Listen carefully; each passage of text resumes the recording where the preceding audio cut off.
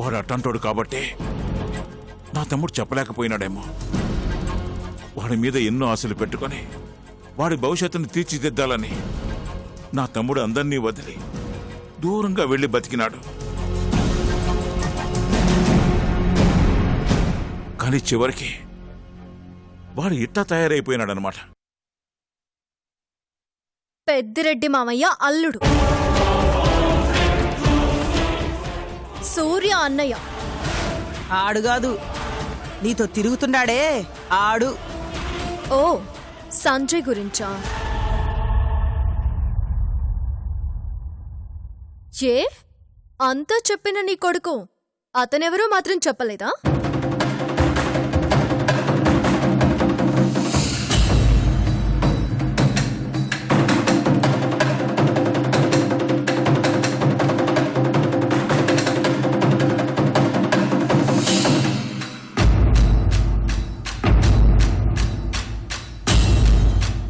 ఏంటి సో ఇక్కడ జరిగిందంతా చెప్పారు, కానీ హైదరాబాద్లో ఏం జరిగిందో చెప్పలేదా?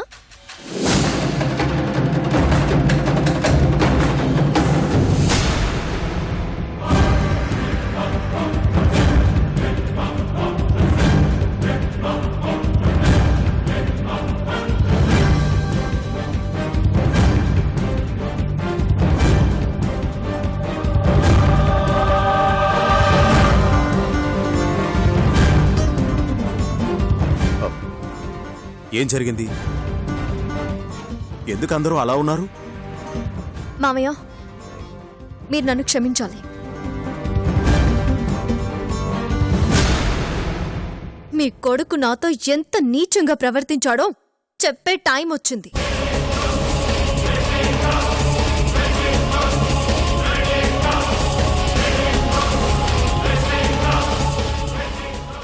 రే మామా, దాన్ని ఇరికించాలనుకుంటే అది మనకిత్తడయ్యే ప్లాన్ చేసినట్టుందిరా.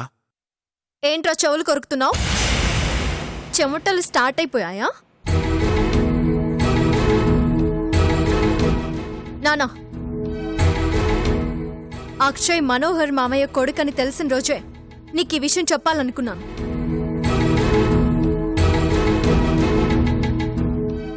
కానీ రాక రాక కొడుకు ఇంటికొచ్చాడని అత్త ఆనందంలో ఉంది కాబట్టి ఆ ఆనందం ఆవిరైపోకూడదని ఆగిపోయాను.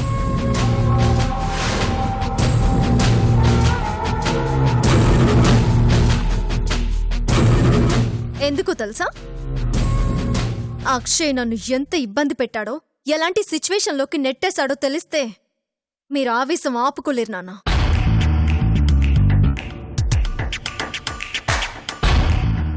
అంత తప్పేం చేసినాడు నా కొడుకు? తప్పు కాదు,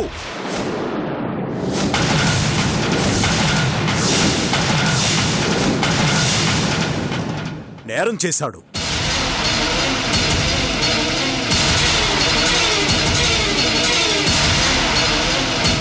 అదే ఏం చేశాడో?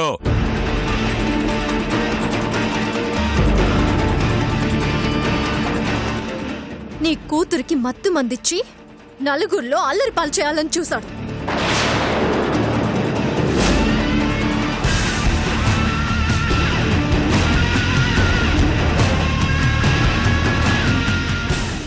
రౌడీలని నా మీదకి ఉసిగొల్పి నా జీవితాన్ని నాశనం చేయాలనుకున్నాడు.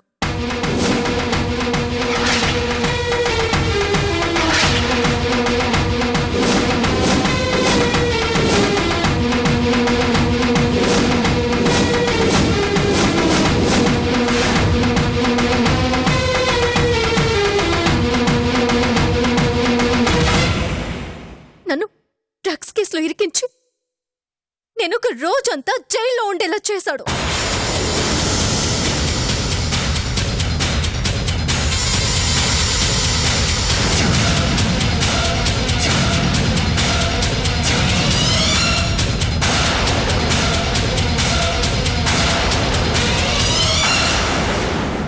నన్ను కాపాడింది ఎవరో తెలుసా? ఈ రోజు ఇతని మీద చేయి చేసుకున్నాడని మీరందరూ కోపంతో రగిలిపోతున్నారే, పెద్దిరెడ్డి మామయ్య అల్లుడు సూర్య అన్నయ్యే కాపాడాడు.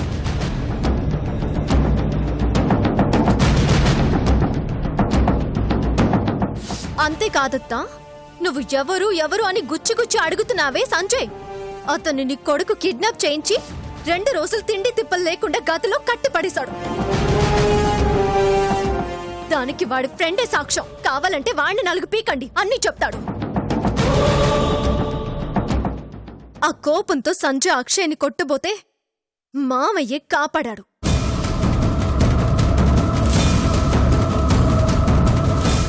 నీకింకొక విషయం తెలీదు.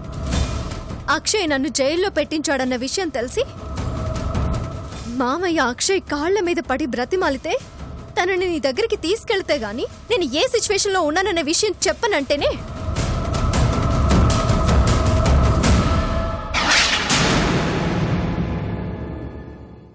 మామయ్య అక్షయ్ని నీ దగ్గరికి తీసుకొస్తానని మాటిచ్చాడు.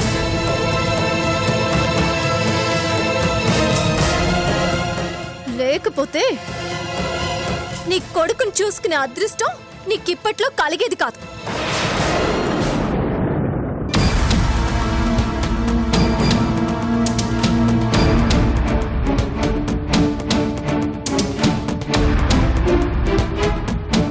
ఇప్పుడు చెప్పు నాన్న, ఎవరు ఎవరిని ప్రశ్నించాలి, ఎవరు ఎవరిని నిందించాలి?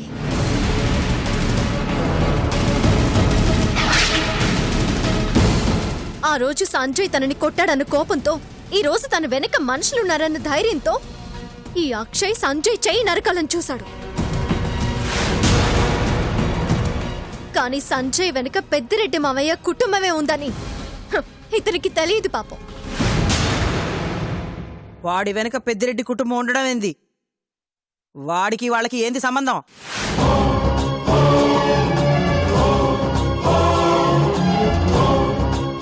మాట్లాడవేంది? వాడెవడు? వాళ్ళకేమవుతాడో? ఏమీ కాడు. అతను ప్రాజెక్ట్ కోసం పెద్దిరెడ్డి మామయ్య ఇంటికి వచ్చాడు. వాళ్ళ ఫ్రెండ్ కొడుకు.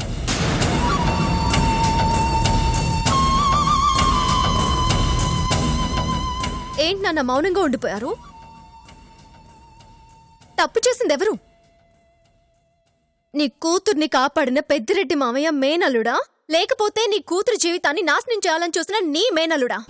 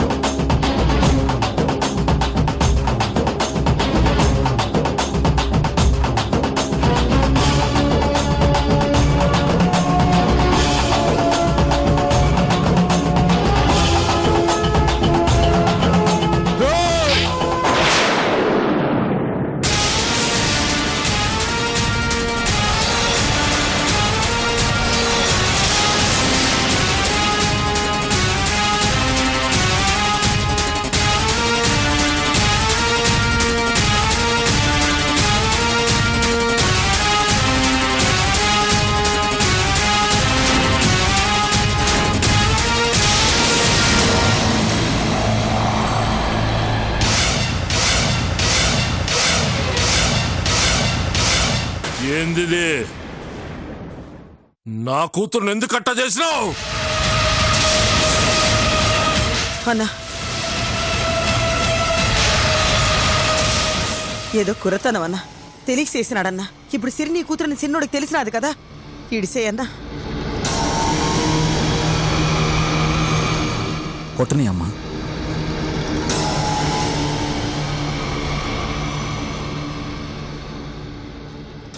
నన్ను కొట్టే హక్కు మావయ్యకి తప్ప ఇంకెవరికుంటుందమ్మా?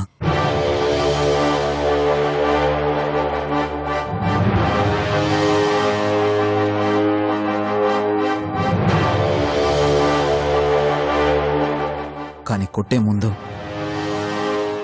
నేను కొన్ని మాటలు మావయ్యతో చెప్పాలి. మావయ్య, నేను సిరి నీ కూతురని తెలియచేసిన మాట వాస్తవమే, కానీ ఆ స్థానంలో ఏ ఆడపిల్లున్నా నేను చేసింది క్షమించరాని నేరమే కదా మావయ్య. అందుకైనా మీరు నన్ను కొట్టాలి, కానీ నేనెందుకు అలా చేయాల్సి వచ్చిందని మాత్రం మీతో చెప్పాలనుంది మావయ్య. ఒకరోజు రెస్టారెంట్లో నేను సిరి గొడవ పడ్డాం. ఆ రోజు సిరి నన్ను చెంపదెబ్బ కొట్టింది.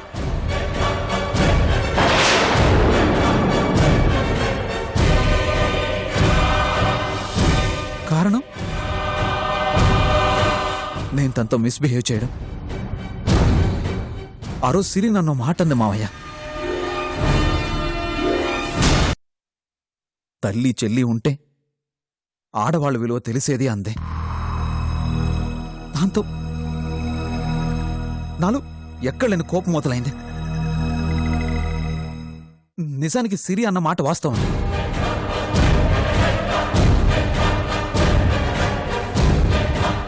నాకు అమ్మ లేదు, చెల్లి లేదు. అసలు ఆడవాళ్లతో ఎలా ప్రవర్తించాలో తెలీదు.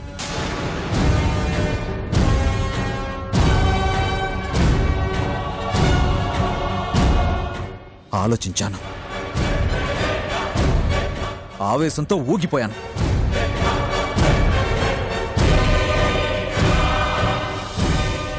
నేనిలా తయారవడానికి ఎవరు కారణమని నన్ను నేనే ప్రశ్నించుకున్నాను. అప్పుడు నాకు కనిపించిన కారణం మా నాన్న.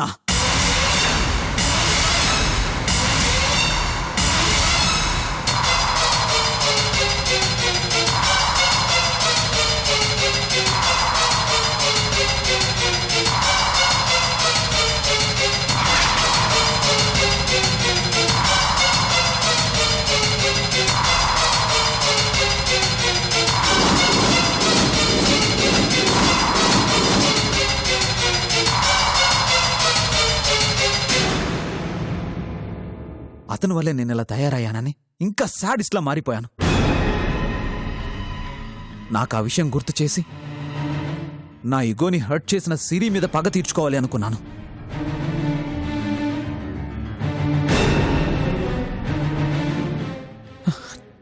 చెయ్యరాని అడ్డమైన పనులు చేశాను. ఎన్నో రకాలుగా సిరిని ఇబ్బంది పెట్టాను. కానీ నాలో ఈ రాక్షసత్వం కలగడానికి కారణం నేను కాదు మావయ్య. నా పరిస్థితే నన్ను అలా మార్చేసింది. ఈ బండరాయి పెంపకంలో పెరిగిన నాకు ప్రేమలు ఆప్యాయతలు ఎలా తెలుస్తాయి మావయ్య?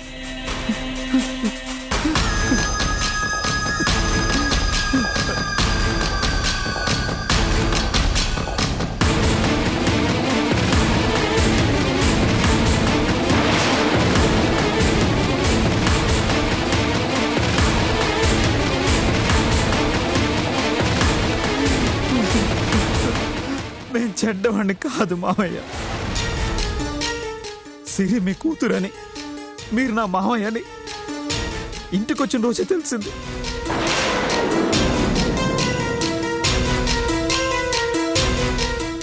ఆ క్షణం నుంచి నేను ఈ విషయాన్ని మనసులో దాచుకొని ఎంత నరకం అనుభవిస్తున్నానో మీకు తెలియదు మావయ్య.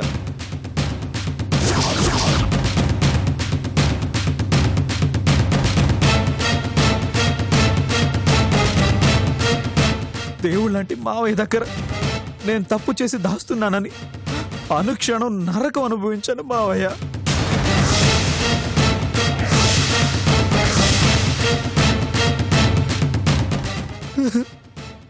నన్ను శిక్షించండి మావయ్య, శిక్షించండి.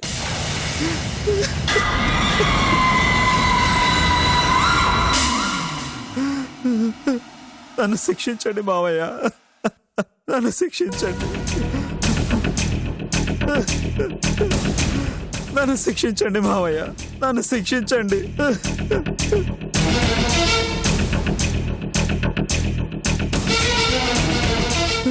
రాక్షసుడు లాంటి తండ్రి పెంపకంలో పెరిగితే రాక్షసుడిని కాక ఇంకేమవుతాను మావయ్య?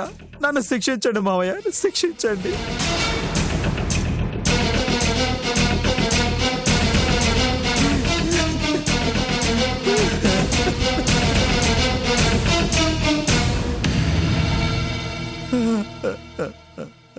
నాన్న, నటిస్తున్నాడు.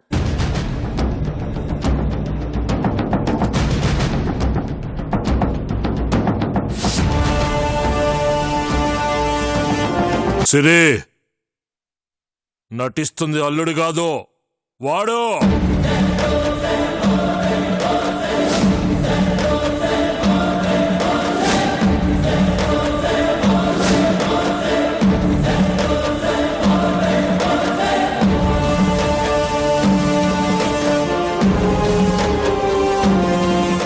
ఇప్పుడు నీ కళ్ళు చల్లబడినాయా?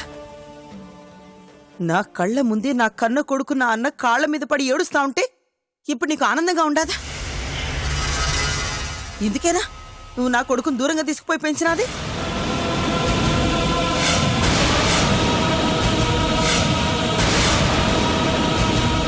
పాపం నా కొడుకు ఇన్నేళ్లు ఎంత నరకం అనుభవించినాడు.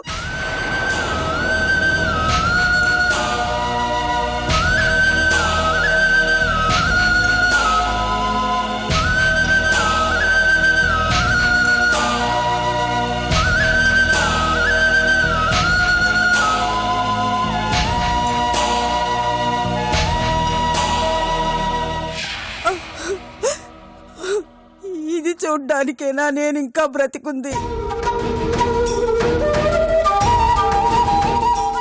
నా కూతురు నట్టింట్లో కన్నీళ్లు పెట్టుకుంటుంటే చూస్తూ నేనెందుకు బ్రతకడం?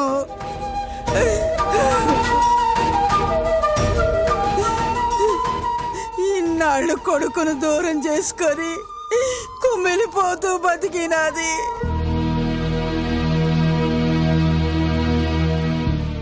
ఇప్పుడు వాడి ఎదురుగా ఉన్నా అదే పరిస్థితుల్లో ఉండాది. ఊరుకోమ్మా.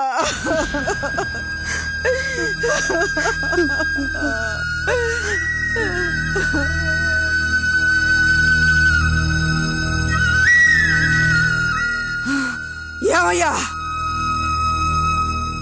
నువ్వు బాగుపడావు, నా ఉసురు తగిలి నాశనం అయిపోతావు.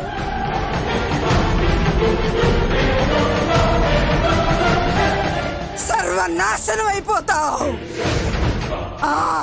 నాశనం అయిపోతావు.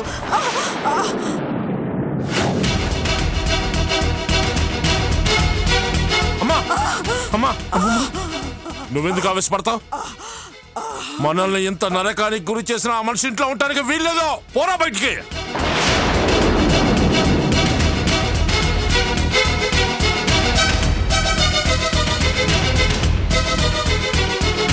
వద్దు మావయ్య,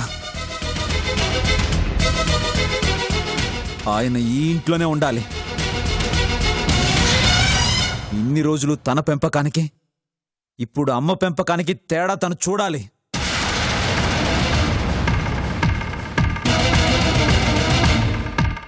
తల్లి కొడుకుల్ని విడదీసినందుకు అతను మన ఇంట్లో మన మధ్య అతను పరాయి వాళ్ళ బతకాలి.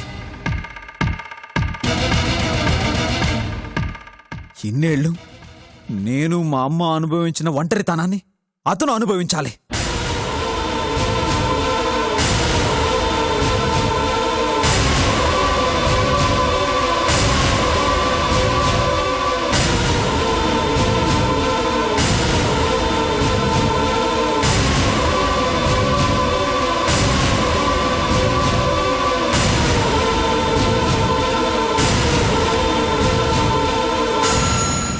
మావయ్య, నేను చెడ్డవాణ్ణి కాదు మావయ్య. కావాలంటే చేసిన తప్పుకి సిరి కాళ్ళు పట్టుకుని క్షమాపణ కోరుకుంటాను. వద్దల్లుడు, నువ్వే తప్పు చేయలేదు. ఇంతకు ముందు చేసున్నా ఇక మీదట చెయ్యవు. ఆ నమ్మకం నాకుండాది.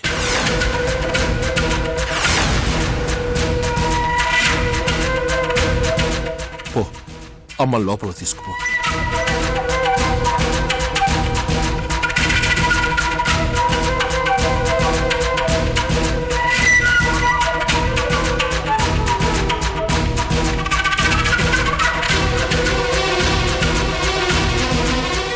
నాన్నా, మీకు కూతురి కంటే మీ మేనల్లుడే ఎక్కువైపోయాడా?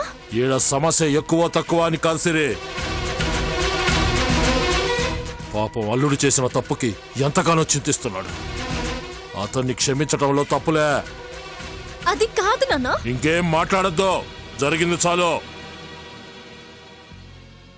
నా చెల్లి బాధపడటం నేను చూడలేను.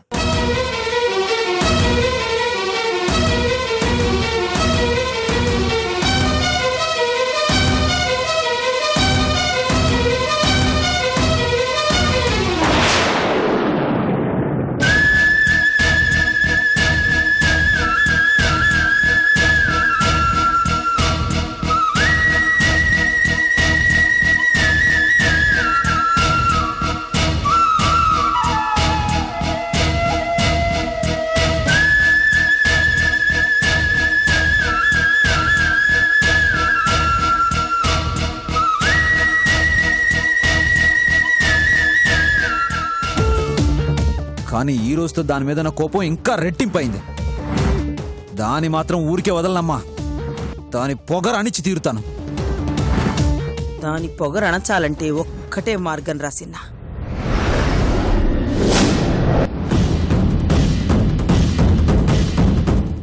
సిరిన్ నువ్వు పెళ్లి చేసుకోవాలా?